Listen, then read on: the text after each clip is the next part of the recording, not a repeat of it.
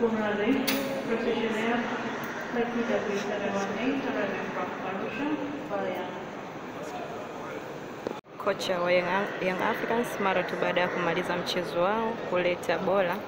Sasa tayari wameshawasili hapa jijini Dar es Salaam kwa maandalizi yanayofuata, lakini pia tunaona nyota wa Young Africans nao hawa hapa tayari, wako tayari.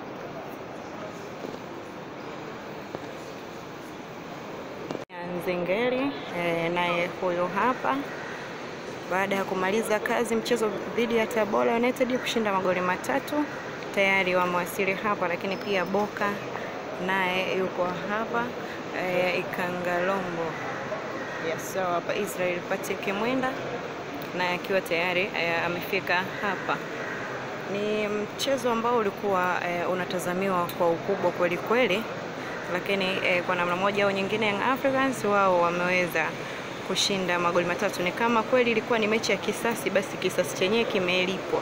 Mkude nungu na tunamwona Pacome Zouzoua.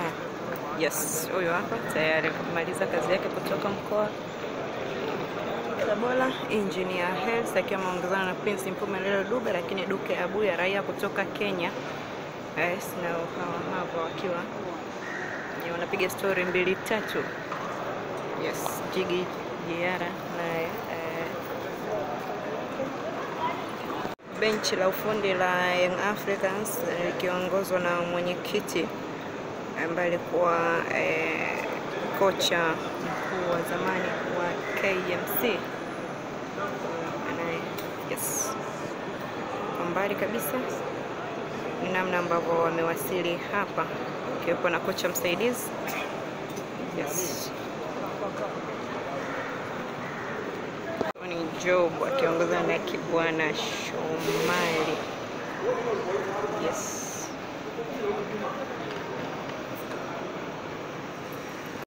Captain Mwamyetu, lakini pia Kermit Mzizi. Yes. Young Africans. Naam.